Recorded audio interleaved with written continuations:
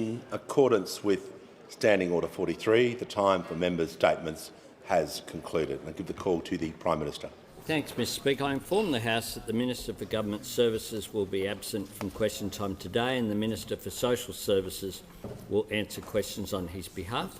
I also inform the House that the Minister for Home Affairs will be absent from question time today and the Minister for Immigration, Citizenship and Multicultural Affairs will answer questions on her behalf.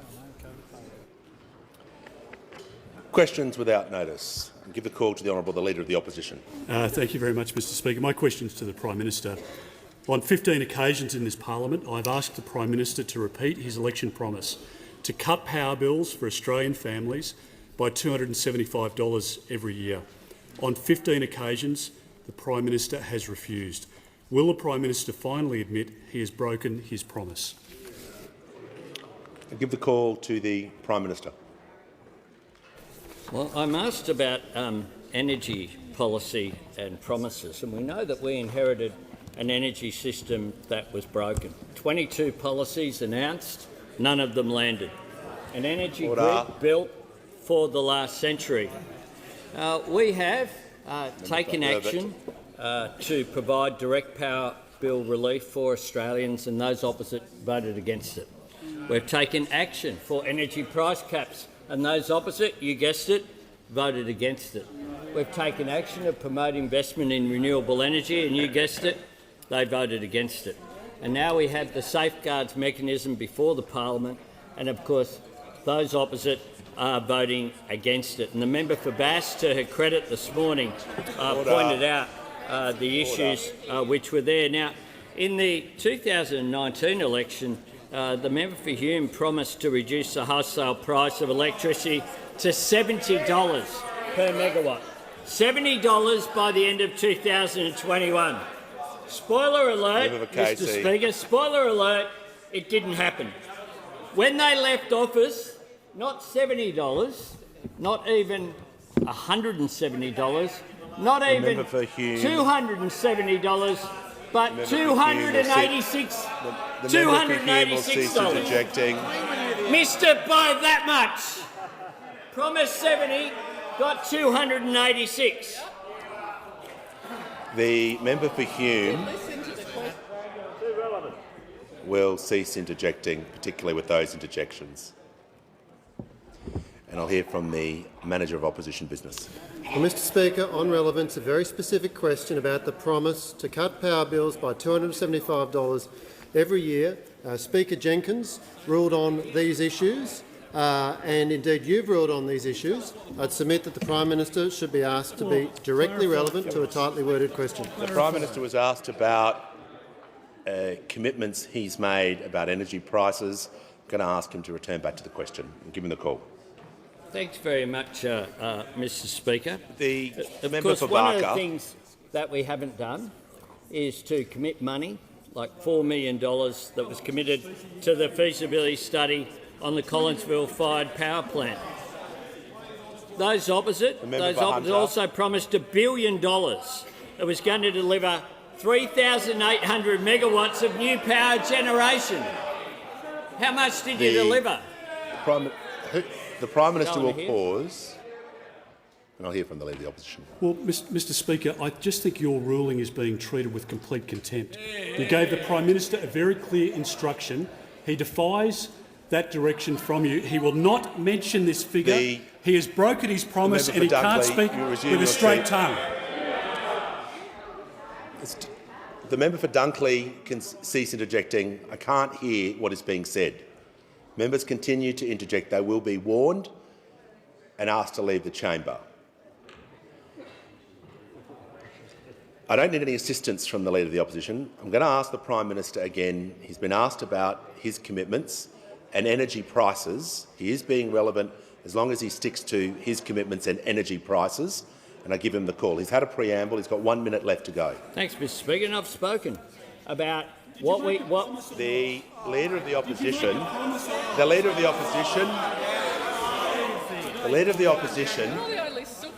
has asked his question. I appreciate he wants an answer. So do I. Order. Helping's a funny way. But I will call the order. Call the Prime Minister. Thanks, Mr Speaker, and I've spoken directly about what we have done as bringing legislation The member here, for Deakin is now here warned. into this parliament about relief on power prices, and those opposite voted against it. $1.5 billion, and those voted against it. They did promise $1 billion to deliver new power generation. You know how much they spent? Zero. Zero. Petrie. Not a single kilowatt. Not enough to light a single light globe from those opposite. They failed in government and they're failing in opposition. Give the call to the member for Lingiari. Thank you, Mr Speaker. My question is to the Minister for Indigenous Australians. Minister, what progress has been made on the referendum to enshrine a voice for Aboriginal and Torres Strait Islander people in the Constitution? Give the call to the Minister for Indigenous Australians. Thank you, Mr Speaker, and I thank the member for Lingiari for her question. This is truly a really great day for this nation. Last night, the Senate passed the referendum machinery bill with bipartisan support. And just a few hours ago, the Prime Minister announced the wording of the constitutional amendment. And the question that will be put to the Australians at the referendum. And that question is a proposed law to alter the Constitution to recognise First Peoples of Australia by establishing an Aboriginal and Torres Strait Islander voice. Do you approve of this proposed alteration? It's a simple question. It's a matter from the heart. 6 years ago, Aboriginal and Torres Strait Islander people met at Uluru. The statement from the heart was the largest ever First Nations consensus on a way forward for this country. 12 regional dialogues, more than 1,200 representatives. The grassroots, bottom up, not top down. The statement from the heart is an invitation to walk together in a movement of the Australian people for a better future, to create constitutional reform so that Aboriginal and Torres Strait Islander people can take our rightful place in the Constitution. I thank all members of the working group, the Attorney-General, Assistant Minister McCarthy and the legendary Senator Dodson for all of their commitment and work. I want to acknowledge also the bravery and commitment of the Prime Minister, which the nation saw so clearly today, as well as my colleagues across the Parliament who want to make a difference. This has been a rigorous and comprehensive process. The Australian people can be confident that the work has been done to ensure a voice that works, a voice that makes practical difference, a voice that is not another layer of bureaucracy, but a voice that will hold bureaucracy to account, a voice that will move Australia forward for everyone. When we listen to people, lives change for the better. As Marcia Langton said, we are here to draw a line in the sand and say this has to change, people's lives have to improve. And we know from the evidence that what improves people's lives is when they get a say. So let's work together and get this done.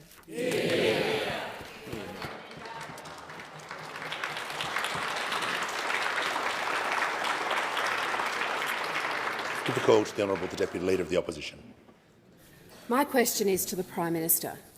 The Prime Minister promised 97 times before the election that he would cut power prices by $275 per year, a promise he continued to make 28 times after Russia invaded Ukraine. Will the Prime Minister finally admit he has broken his promise? Give the call to the Prime Minister. I thank the Deputy Leader of the Liberal Party for her question. Not surprising, it's at question 2. I foreshadowed that when the Shadow Treasurer asked the question, I'm going to give the Treasurer a go today at question 4. I'm going to give him a go. I'm asked about the pressure that's there on energy prices, and the context that we have. Members on my left. None other than a former WA Liberal Premier, when the Liberal Party had more than 2 people in the Legislative Assembly, Richard Court.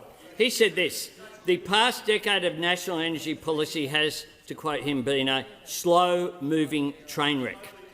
Jennifer Westacott from the Business Council of Australia: we've not done the work that we should have done for the last decade. We've really made a mess of energy policy. Dominic Perrottet, remember him?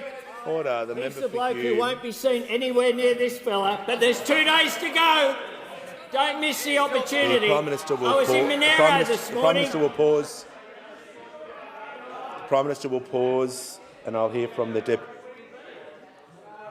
Leader of the Nationals. I'm trying to hear the Deputy Leader of the Liberal Party.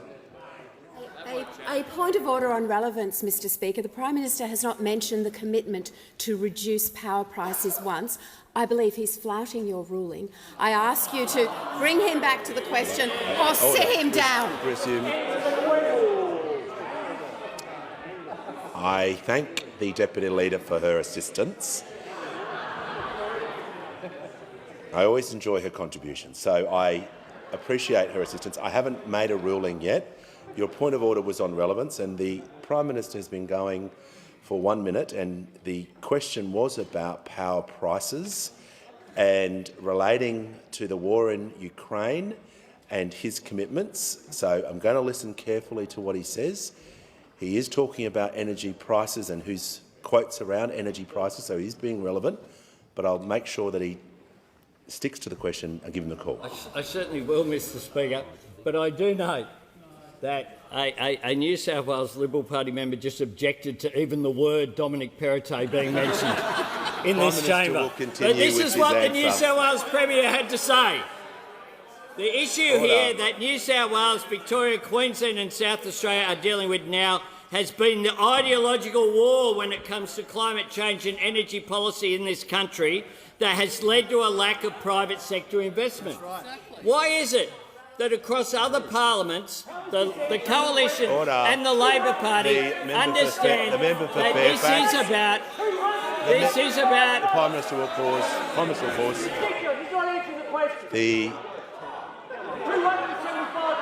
The member for Fairfax. Order. Order. Prime Minister will pause. Members on my right. The member for Fairfax is close to me. I'm hearing him. Trust me, I'm hearing him. If he continues to interject in that way, I will warn him. Just order. Members on my right. The Minister for Climate Change and Energy will cease interjecting as well. Just going to ask the Prime Minister to return to the question with his answer. And I'm asked about the issue of energy prices, and very directly was raised by the Deputy Leader in her question about the war of Russia's illegal war against Ukraine.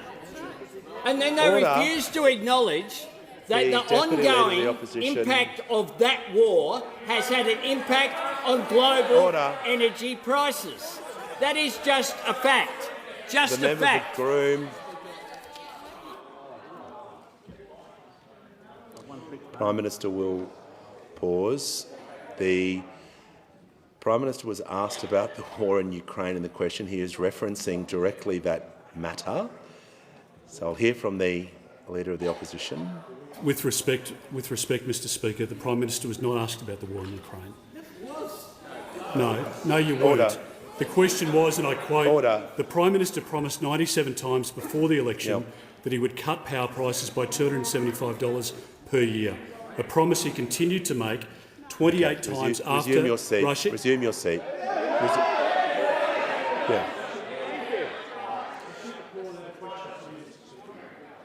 A question to me, yes? Mr Speaker, the Prime Minister makes a mockery of your indications to him. Resume your seat. Resume your seat. If you want to ask me a question, you may do it at the end of question time. Well, I haven't made a ruling. Order. I'll hear from the Leader of the Opposition. Mr. Speaker, you went to the conduct of the House. It would be very easy for us to sit here with respect for the Prime Minister if we got a straight answer, if he abided by your ruling, but he cannot even answer the question put directly to him. Resume your seat.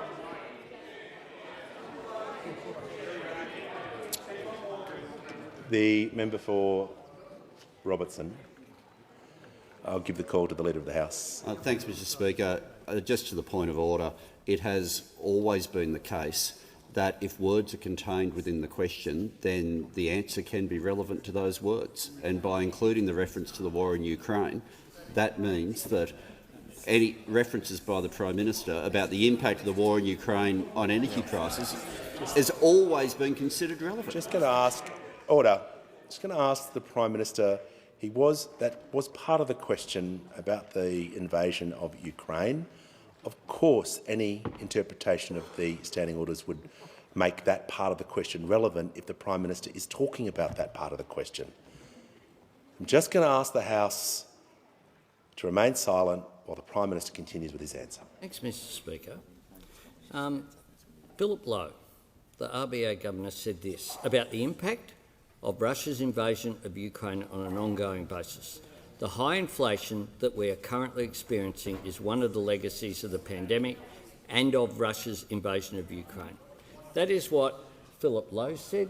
That's what everyone here knows is a fact. And those opposite pretend that hasn't been the case. This has had a global impact on energy prices. We are not immune to that because of the fact that the opposition's policies led to our exposure. Concluded. Give the call to the member for Robertson. Thank you, Mr. Speaker. My question is to the Prime Minister. Today, the government released the proposed wording on constitutional recognition for Indigenous Australians through a voice. What opportunity does this offer for the Australian people? Give the call to the Prime Minister.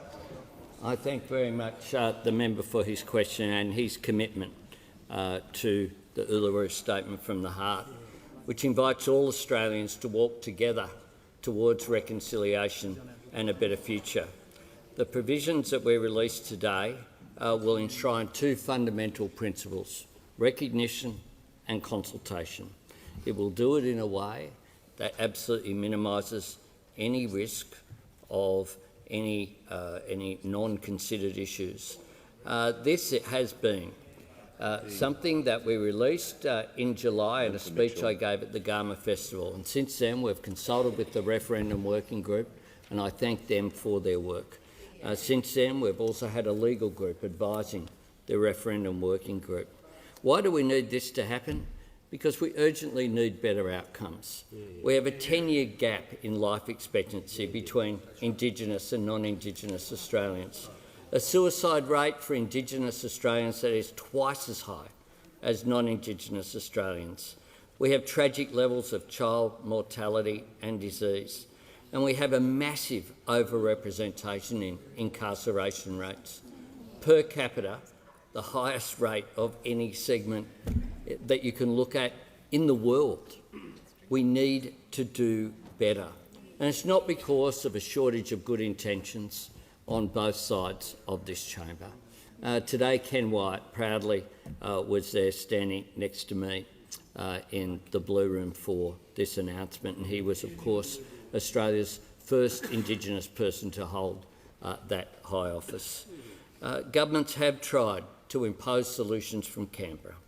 What this is about is doing things with Indigenous Australians, not to them or for them. And that's why the referendum working group process was so important. This presents every Australian with a historic democratic opportunity. We will give them that sometime between October and December going forward. If this is successful, this will be an inspiring and unifying Australian moment. It will be important to give respect to First Nations people, but it will also be important about the way that we as non-Indigenous Australians see ourselves and see our nation as well. Recognising the great privilege that we have of sharing this great island continent with the oldest continuous culture in Earth. That should be recognised in our nation's birth certificate. And what Indigenous Australians are asking is that that be done in a way which gives them a voice, that allows them to be consulted on matters that affect them. It's as simple as that. Recognition and consultation. I urge Australians to examine the words that have been put forward, to look at the Uluru Statement from the Heart and vote yes to a better future for this country. Before I call the member for Curtin, I'm pleased to inform the House and the gallery today we have a delegation of mayors from the Townsville region and councillors from the Gippsland Shire Council and the Brisbane City Council. A very warm welcome to you all. And I give the call to the honourable member for Curtin. This is a question for the Minister for Climate and Energy. New fossil fuel projects have no place in our future net zero economy, and at some stage they will become stranded assets. Under the proposed safeguard mechanism, both new projects in sectors with a future and new fossil fuel projects can buy unlimited emissions offsets. How will the safeguard mechanism differentiate between these two types of new projects, the ones we need and the ones that will make it harder? I'll give the call to the Minister for Climate Change and Energy. Well, thanks very much, Mr Speaker. I do thank the honourable member for her question and her interest in this issue and her engagement. And as the honourable member knows, the Safeguards mechanism covers 215 existing facilities and will cover any facility that is new, of any type, which emits more than 100,000 tonnes of emissions each year. And indeed, that is part of the opportunity and the challenge of getting the policy design right, because it is important to capture every single facility, old and new, of varying types. And it is important to ensure that there is a framework in place for emissions reduction. I don't care whether it's an old facility, a long-standing existing facility or a new facility of any type. It's also important to reflect the complexity of the different types and the types of abatement that are possible. And the honourable member refers to this. As I said yesterday in the House, some facilities have on-site abatement technology available to them now. Others do not. Others have it emerging at different rates, and that's why the use of offsets is very important. In relation to how new entrants are treated, I just make this point. At the moment, the emissions from facilities that are projected to join would be around 38 million tonnes. We can reduce that very, very substantially. If reforms pass, there will be a constraint on emissions from new facilities. If the reforms don't pass, there will be no constraints. No constraints on emissions from new facilities or old facilities. That's the choice before the parliament next week. In relation to design elements, I look forward to updating the public and the House and the Senate with the revised regulation, as I said when I released it on the 9th of January, the draft, that I would take advice and consult. There's been 9 months of consultation, 2 different consultation papers, many hundreds of submissions, many meetings, including as late as today between me and various industry groups. And I look forward to that advice being reflected in the updated regulation. I look forward to that regulation receiving the support of the crossbench and people of good faith across the parliament. The call to the member for Adelaide. Thank you, Mr Speaker. Mr Speaker, my question is to the Deputy Prime Minister. What is the importance of Australia's future submarine capability to regional security? Give the call to the Minister for Defence and the Deputy Prime Minister. Well, can I thank the member for his question, a member from the great defence state of South Australia. Last week's AUKUS announcement, indeed the advancement of AUKUS, has clearly been very positive for our relationship with the United States and the United Kingdom. It has taken 2 of our deepest relationships to a new level. But it's important to understand what AUKUS is. AUKUS is not a collective, exclusive security pact.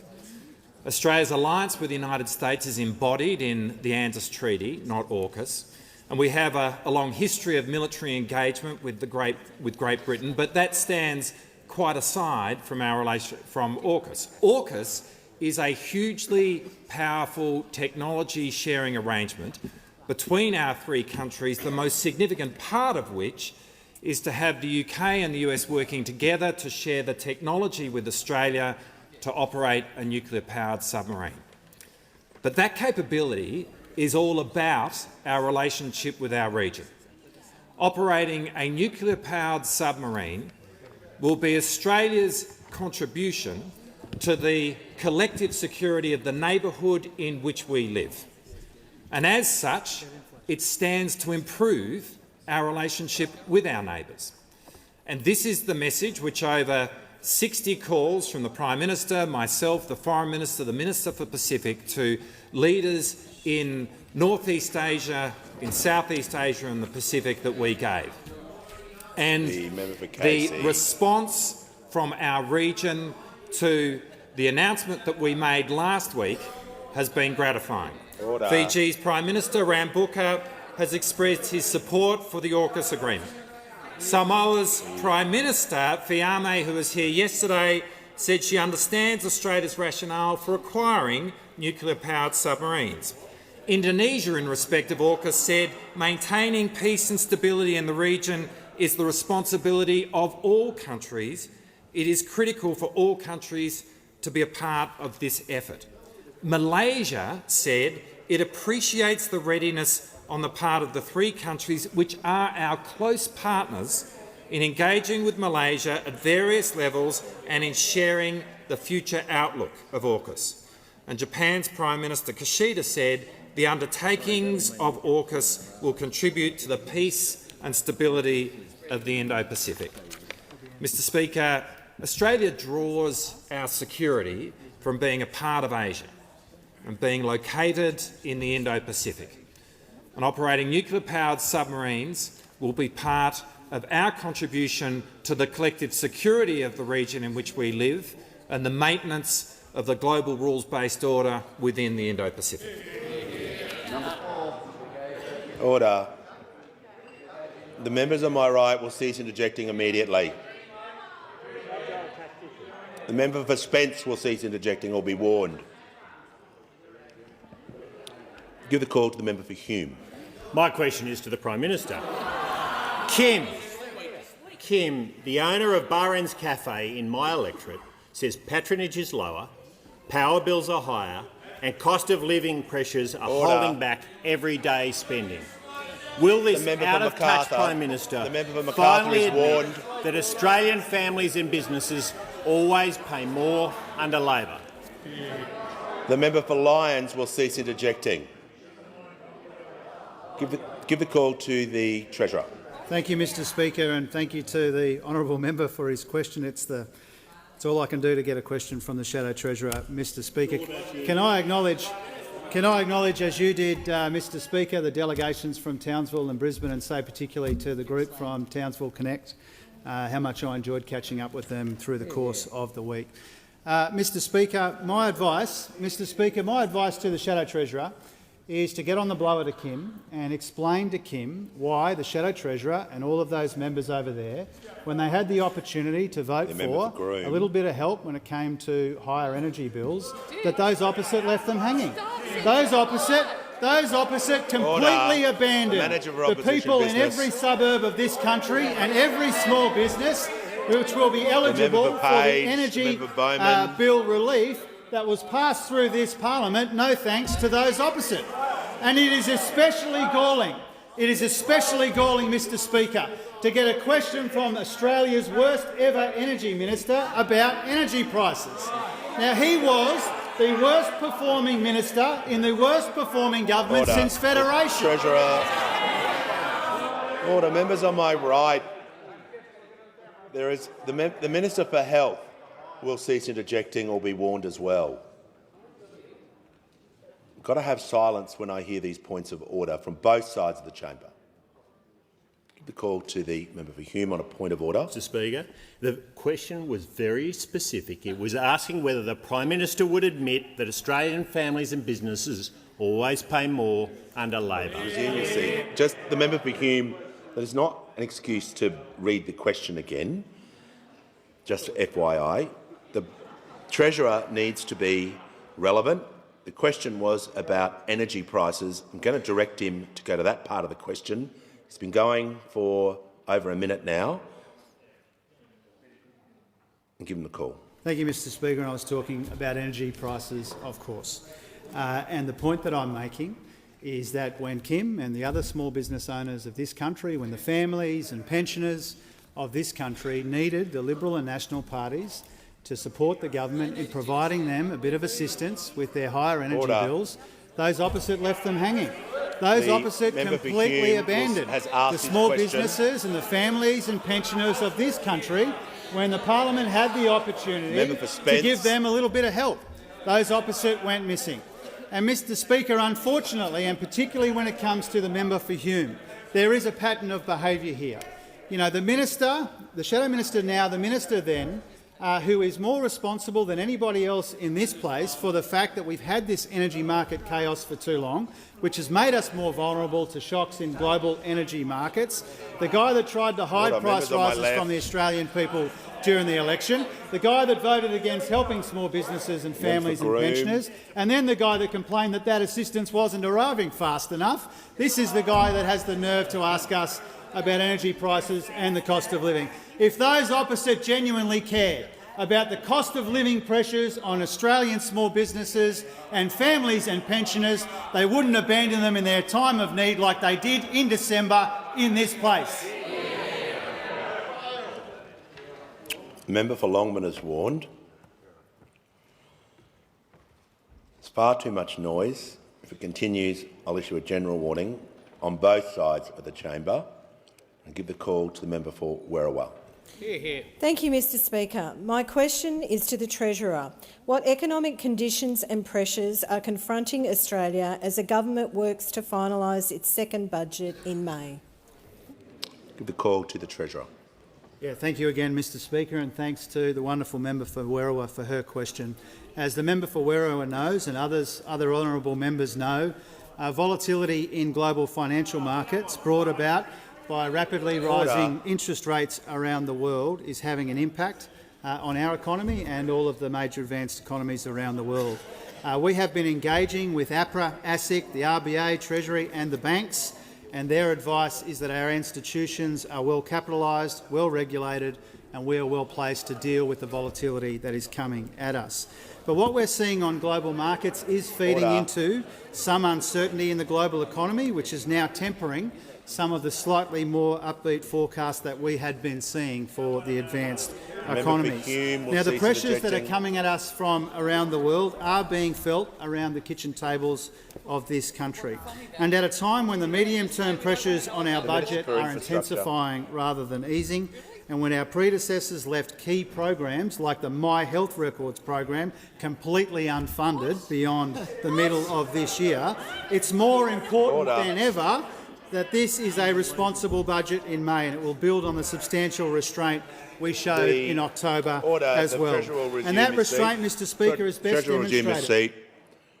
The member for Hume will withdraw that comment. I withdraw. I thank the member. Treasurer has the call. And that restraint that we showed in October, Mr Speaker, is best represented by the fact that we returned 99% for 2 years of the upward revenue revisions. The previous government averaged 40%, the Howard government averaged 30%. We had payments falling in real terms over the next 2 years. The previous government averaged 2.6% real spending growth before the pandemic. We had payments growing in nominal terms by an average annual rate of 4.3 compared to 5.9 under our predecessors. And I think most importantly, Mr Speaker, we found $22 billion in savings in that budget. The March budget, the last of those opposite, delivered precisely $0 in savings. And that's the sort of restraint that we showed in the October budget, and we'll see it again in the May budget. And for all these reasons, Mr Speaker, the Governor of the Reserve Bank made it clear in the middle of February that we aren't adding to inflationary pressures in our economy. If anything, we're actually moderating inflation with our energy price plan. So, Mr Speaker, we've got a lot going for us in this country, but we've got a lot coming at us as well. The budget in May, like the budget in October, will have common elements: a combination of near-term and longer-term priorities, the best combination of relief, repair and restraint, and a premium on the quality of spending, not just the quantity of spending, so that we can continue to invest in our people and their future and clean up the mess that we were left by those opposite. Order. Give the call to the Leader of the Nationals. Thank you, Mr Speaker. My question is to the Minister for Climate Change and Energy. Can the minister advise the number of hectares of prime agricultural land that will be required for solar farms as part of the government's renewable energy mix? Order. Members on my left, the member for Barker and the Leader of the Nationals has asked his question in silence. The minister will be heard in silence. I give the call to the Minister for Climate Change and Energy. Thanks very much, Mr Speaker. I'm delighted to take a question from the Leader of the National Party about solar farms and prime agricultural land because the week before last I opened Australia's largest solar farm at Uralla in the electorate of the member for New England, Mr Speaker. But the member for New England wasn't there. The state member was there, Mr Marshall. The member for New England and the member for Fisher. Celebrating opening. We had the big shearers shearing clips out to open the ribbon. But the interesting thing about Australia's largest solar farm in Uralla, the honourable member, the Leader of the National Party, asked me about prime agricultural land and solar farms. And I'm delighted that he did, because at Australia's largest solar farm in Uralla, the proponent has worked with the landowners, an agricultural company, a family of many generations standing in the New England, and they have designed the solar panels as such. Don't you want to hear about the wonderful interaction of agriculture and renewable energy in Uralla? The Minister will resume his... The member for New England... No, order. Members on my right. Members on my right will cease. The member for Spence will leave the chamber under 94A. This continual interruption will not continue. I want to hear from the Leader of the Nationals. On relevance, Mr Speaker, this is a very, very tight question. It's around the number of hectares of prime agricultural land across the country, not in one specific place, across the country. If he doesn't know, he should sit down, but farmers are getting very concerned about this. Resume your seat. The Minister for Infrastructure will cease interjecting, or she'll be warned and asked to leave the chamber as well. The member for Hume, one more time and you'll be warned as well. You've had a fair go. The Minister for Climate Change and Energy has been going for 1 minute. I'm going to ask him to return. It was a specific question. Order. I'm just going to give him the call, but unless I can hear him, he has the call. Mr Speaker, the Leader of the National Party asked me about agricultural land and solar farms. And the wonderful thing about agricultural land and solar farms is how they can interact. And at Australia's largest solar farm, in the electorate of the member for New England, the landowners have worked with the company so the solar panels are designed so that they can coexist. Resume your seat. The Minister for Climate Change and Energy, resume your seat. Resume your seat. The Leader of the Nationals, resume your seat. It's not a free-for-all where you jump up. You've had a point of order. The Minister can assist the House by returning back to the question. When the drought hits, they have a diverse source of income. So this, Mr Speaker, is the point. They say that solar farms and renewable energy and agriculture can't coexist. They're wrong. They don't understand the regions. They don't understand the areas they're meant to represent. Maybe if the member of New England turned up and listened, they would know. They would know, Mr Speaker. The member for Canberra will resume her seat.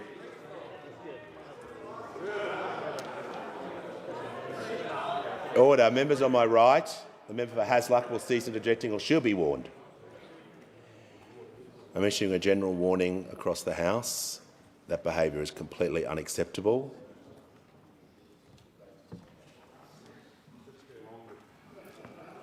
Order. The member for Canberra has the call and will be heard in absolute silence. Thank you, Speaker. My question is for the Minister for Housing and Homelessness.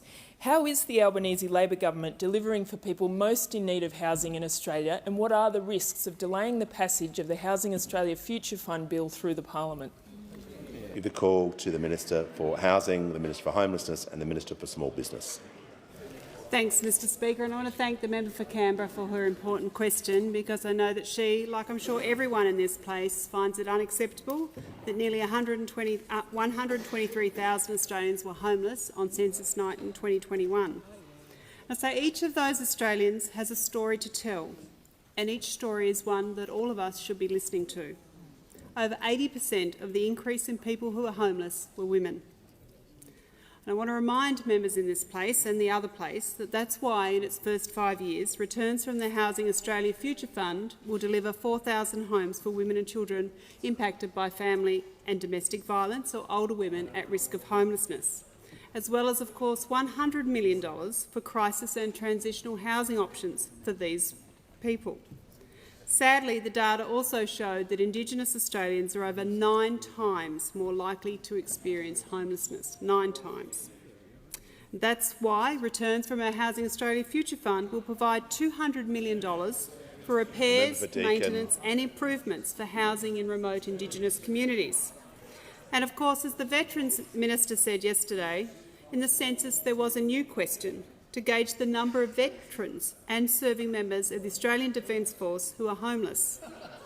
And that answer is not one that is funny or that we should be proud of. Order. On census night, 1,555 veterans were homeless. Again, that's why returns from the Housing Australia Future Fund will provide $30 million to build housing and fund specialist services for veterans who are experiencing or at risk of experiencing homelessness. And of course, as I said yesterday, of the 123,000 people, 23% were young people aged 12 to 24. The data shows we all need to work together to do better. That's why, at the last election, we did put to the Australian people a plan to tackle the country's housing challenges. Fundamental to our plan is, of course, increasing supply of new housing, and we are already delivering. Homes are underway already today across the country from our housing infrastructure facility broadening. And of course, in our first budget, the National Housing Accord. We've already stood up the Interim National Housing Supply and Affordability Council. And of course, work has begun on a National Housing and Homelessness Plan. We want the National Accord, the National Housing and Homelessness Plan, and of course the Housing Australia Future Fund working together on independent advice from the Supply and Affordability Council, helping everybody work together and, of course, lifting the states and territories and putting pressure on them too to do more. Our $10 billion Housing Australia Future Fund will be the largest boost to social and affordable housing in more than a decade. Our fund will help deliver more homes, and I urge people in this place to support it because Australians that need it most need it. Give the call to the order. Give the call to the honourable member for Forrest. Thank you, Mr Speaker. My question is to the Prime Minister. At the last election, did the Prime Minister promise the Australian people that power bills would go down by $275 per year? Give the call. Order.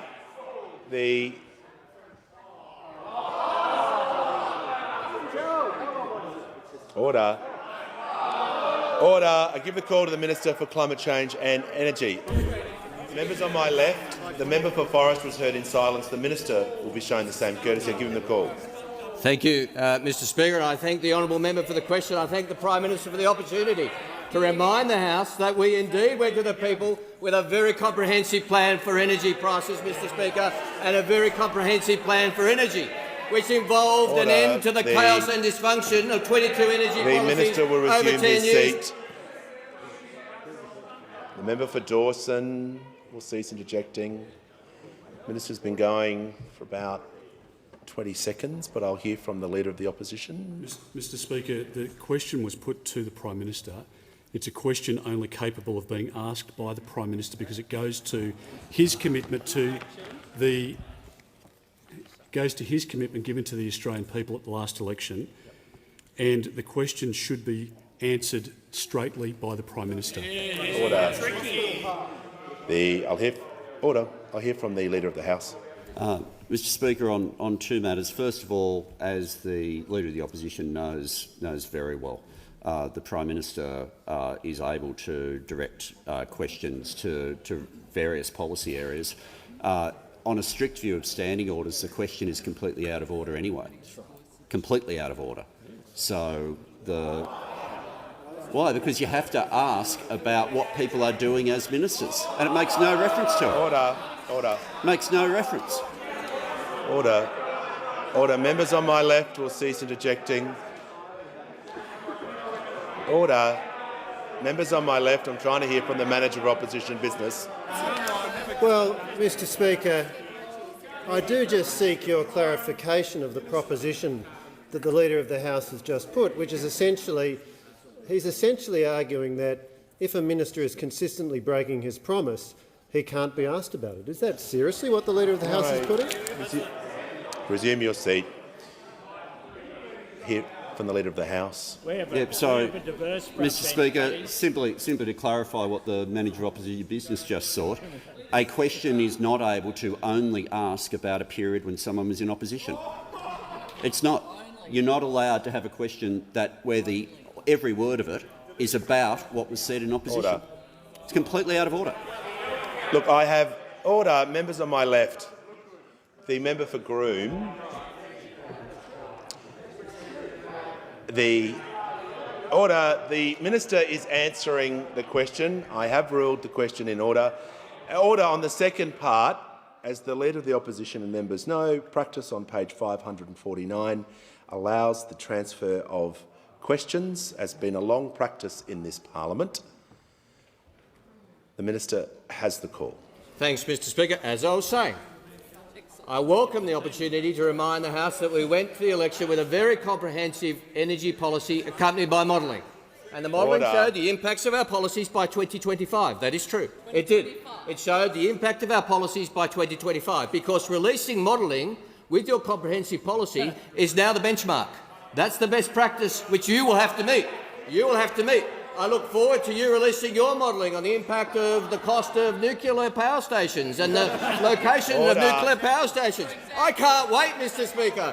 I can't wait for that modelling to be released. I can't wait. I can't wait for the election for those policies to be discussed and debated. Release the policy, release your modelling on nuclear power any time you like. As the minister concluded his answer, give the order. Members on my left. Give the call to the member for Hawke. Thank you, Mr Speaker. My question is to the Minister for Climate Change and Energy. Why are the Albanese Labor government's safeguard mechanism reforms an economic and environmental priority? What would be the consequences of not reforming the safeguard mechanism? Give the call to the Minister for Climate Change and Energy. My honourable friend for his question and recognise his contribution in the House in the 10 months that he's been here. He's made a wonderful contribution. Well, Mr Speaker, next week the parliament will have a chance to draw a line under the 10 years of delay and denial of climate policy in Australia. Next week the parliament will have a chance to send a message to people in Australia and to investors around the world that those 10 years of denial and delay are over. Next week the parliament will have a choice between delay and action. Action on reducing emissions, Mr Speaker. Action on encouraging investment in renewable energy and decarbonisation. The honourable member asked the consequences if we don't take that choice. Well, the consequences will be very clear. 205 million tonnes extra of emissions in the air if we don't act, if we don't take this opportunity. The consequences would be that instead of achieving a 43% emissions reduction by 2030, it would be 35%. These are the consequences of not acting. The consequences of continuing with 10 years of dysfunction would be that the world will get a mixed message from our country. This parliament sent the world a message last year that we have one energy policy, one climate change policy, and it's enshrined in the law of the land. Now is the time to implement this, and the key is attracting investment to decarbonise. And there's been strong support for our policy from people who want to invest in our decarbonisation. Rebecca McCullough-Wright, the CEO of the Investor Group on Climate Change, said policy uncertainty has been the biggest handbrake for long-term investors who are ready to invest in economy-wide decarbonisation. Or Christy Graham, the CEO of the Australian Sustainable Finance Institute, said of the Safeguards Mechanism's reforms, it'll provide an important signal to international investors, lenders and insurers that Australian climate policy is continuing to strengthen and enable Australia to attract capital to support the climate transition. And that's what it's all about. Order. Investment equals jobs. Capital equals jobs. But capital craves policy certainty, Mr Speaker. Capital craves policy stability. That's what this government is giving the Australian people and investors from around the world. That's what we invite the parliament to join with us in providing. in providing that stability and certainty of a framework for investment right throughout our regions, in Australia's big industries, who can decarbonise and be world leading in a decarbonising world. That is what is at stake in this parliament next week. The chance to give Australian industry and Australian workers that opportunity. I'm confident, Mr Speaker, I believe the parliament can and will seize that opportunity, not squander it. Order. Give the call to the honourable member for Griffith. My question is to the Prime Minister. Prime Minister, you have said you support the $2.7 billion Gabba demolition and rebuild that will see the destruction of a local public school and park and resuming homes. Why did the federal government commit $3.4 billion to the Olympics without first demanding the Queensland government drop the destructive Gabba demolition? And can you explain to the families of East Brisbane State School and the residents of Kangaroo Point why you support destroying their public school and park? I give the call to the Prime Minister. Thanks, Mr Speaker. I'll tell you what we do support. We support Brisbane hosting the Olympics. Yeah. We support that unapologetically, and that's why we are building a major centre that won't just be about the Olympics, though. Won't just be about the Olympics. What the Brisbane Arena will be about is giving the people of South East Queensland and indeed the entire nation a venue that will be used not just for the Olympics, a venue that will be used for decades to come. That is what we're about. We're about supporting the jobs that are there in a real way. We're about making sure that we get this policy right. And just as Melbourne continues to benefit from hosting the 1956 Games and Sydney continues to benefit from hosting the 2000 Games, Brisbane and indeed the whole of Queensland will benefit, including the 19 separate projects that we will provide funding for, including right throughout regional Queensland, including the Sunshine Coast, including the Gold Coast, including Toowoomba, including North Queensland, Central Queensland and Far North Queensland will benefit from that. So this is the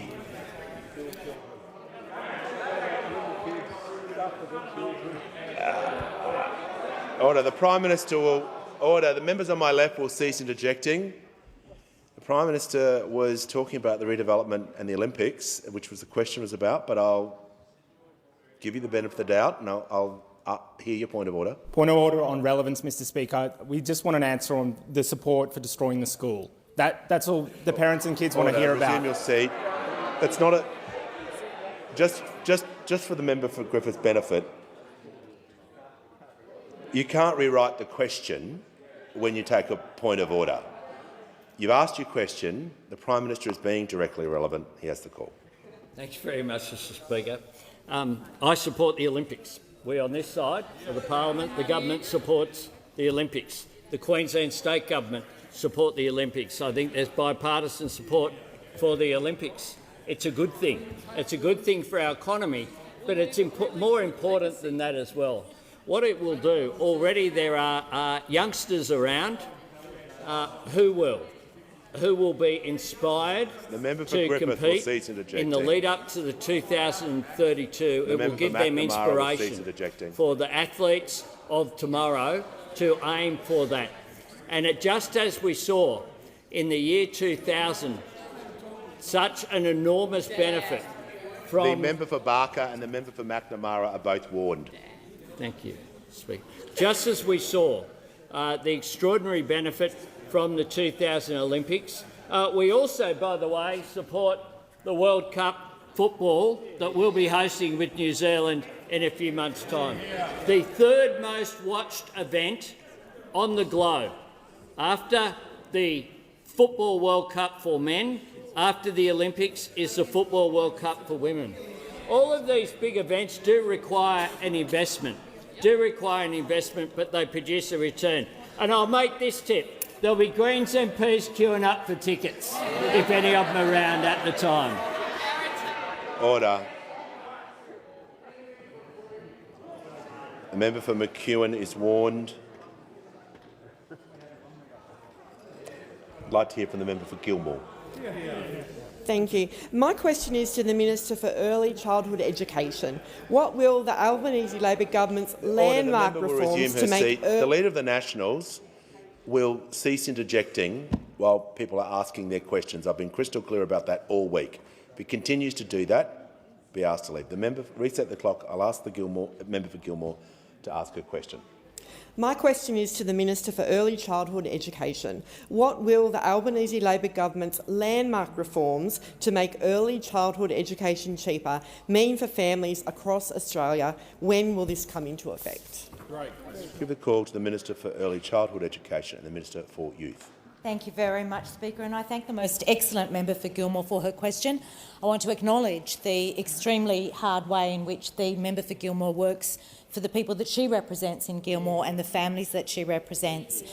Mr Speaker, in October of 2020, the Prime Minister delivered his budget reply speech as opposition leader, in which he committed a future Labor government to making early childhood education and care more affordable. It was the most significant on-budget promise we made when in opposition.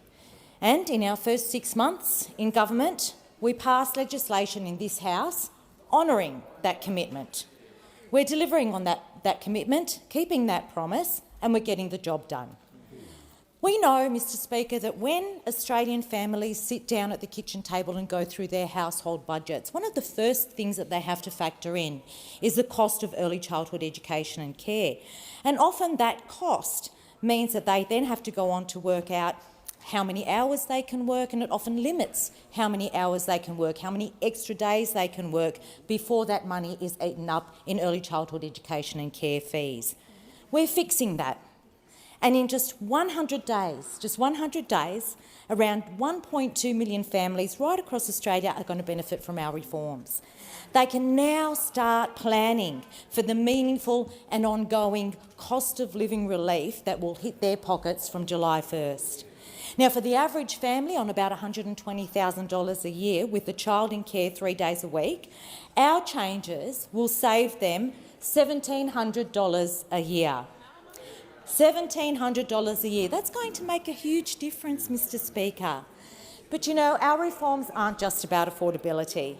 They will also ensure that children across Australia will benefit from the transformational effects of early learning. The research tells us this. We know this. And I've said it before that children will be the main beneficiaries of our reform. And it's true. This is an investment not just in the future of our country, not just in our economy, but in the future of Australian children, something I know that every member in this House is committed to. More Australian children will have access to the health and education benefits of those foundational years of learning, no matter what their background, no matter who their parents are, no matter what their postcode, no matter where they live. And I'm proud to be part of an Albanese Labor government that delivers on our promises and puts Australian families first. We're taking meaningful action on the cost of living, real and responsible relief to families, and our reforms will deliver just that. The call to the honourable member for Menzies. Thank you, Mr Speaker. My question is to the Prime Minister. By how much has the Essential Services Commission determined that the Victorian default offer will increase by from 1 July? Order. Give the call to the Prime Minister. Thanks very much. Order. Well, what Claire Savage has said about the default market offer, the Australian Energy Regulator, is the following. We have seen unprecedented volatility in our wholesale electricity markets over the last couple of years. We've had very high coal and gas prices as a result of the war in Ukraine and the recovery from the pandemic. She also went on to say we've also seen a number of outages, in particular our old coal plants, and that was a result of natural disasters having an impact. She went on to say the proposed increase to the default market offer is much, much lower than it would have otherwise been. Forward contract prices for the 2023-24 have fallen substantially since governments began discussing possible interventions in gas and coal markets in October 2022. She said that. It's been backed up by the RBA Governor. It's been backed up by every economist, which is why every government in the country came together to support caps on gas and coal and to put downward pressure on the default market offer, which we released, unlike those opposite who hid it. As the Prime Minister concludes his answer. Give the call to the member for Lyons. Thank you, Speaker. My question is to the Minister for Education. What impact would the Albanese Labor government's plans for cheaper childcare have on family budgets, and what reaction has there been to this from families? Give the call to the Minister for Education. Thanks, Mr Speaker, and can I thank my friend, the legendary member for Lyons, for his question. In 100 days' time, childcare will get a lot cheaper for more than 1 million Australian families. We are on the cusp of real cost of living relief for more than 1 million Australian families. Childcare is expensive. Ask any mum or dad with children in care and they'll tell you that. They'll tell you it's essential. They'll tell you they need it, and they'll tell you that the cost is going up and up and up. I told the Parliament when I introduced the cheaper childcare legislation last year that the cost of childcare had gone up by 41% under the Liberal and National Party government the last 8 years. But, Mr Speaker, I've made a blue, I've got it wrong, and I might have accidentally misled the House, because information released today now tells us that the cost of childcare under the former government went up not by 41%, but by 49%. That's their record. That's why what we promised is so important, what we're doing is so important, and what we're delivering is so important. It's why the Prime Minister made this the first policy announced in his first budget reply speech, and why we all campaigned for it right across the country, and why Australians voted for it in May of last year, and why the opposition opposed it right up until election day. Now, I'm asked about the reaction of families to the policy we took to the last election. There are lots of reasons why families voted the way they did in May last year. There are lots of reasons why families in those formerly safe seats of Liberal legends like Menzies and Turnbull, of Abbott and Frydenberg voted the way they did, and why these are no longer Liberal seats, why they're crossbench seats up there, or why the seats of Howard and Costello are now over here behind me. But this is one of them. Our cheaper childcare policy is one of them. And it starts in 100 days. For a family on a combined income of 120 grand, with one child in care 3 days a week, it'll mean that they'll save $1,700 a year. That's real money. That'll make a real difference. It means more kids getting access to quality early learning and care. It means it'll be cheaper for their parents, and it'll mean that more parents, particularly more mums, will be able to get back to paid work if they want to. That's why I say this is good for children, it's good for parents, and it's good for our economy. And it's only 100 days away. Give the call to the honourable member for McKellar. Thank you, Mr Speaker. My question is for the Minister for Environment and Water. In a July Press Club address about the State of Environment report, you stated global warming multiplies environmental pressures everywhere.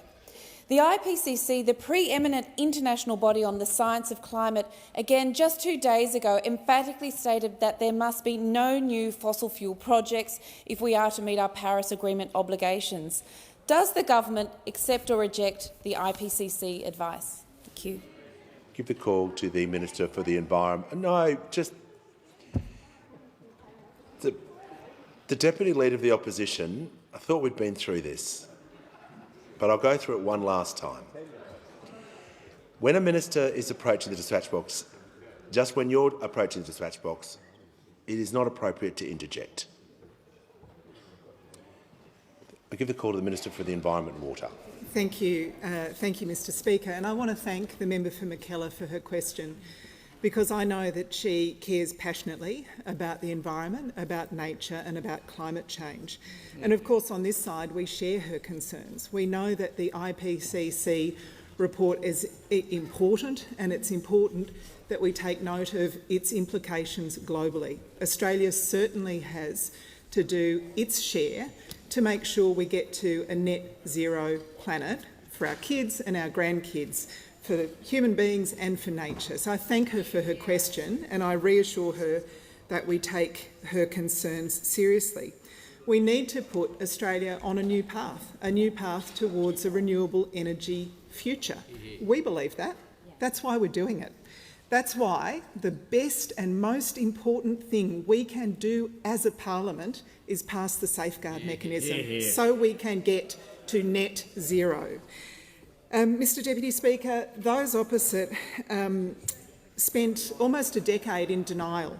If they had acted when they could have, we would be a lot further down the path towards a decarbonised future than we now are. They had 22 separate energy. The only place they actually overachieved was in coming up with energy policies. Sadly, they didn't land a single one. We are on this side boosting renewables as a share of our electricity grid to 82%. As the Minister says, 82% in 82 months. That is a huge achievement. $20 billion for rewiring the nation. 6 new renewable energy zones in Newcastle, the Illawarra, Gippsland, the Bass Strait, Bunbury, Western Victoria. We are changing our environmental laws so that we can get these new renewable projects through the pipeline more quickly.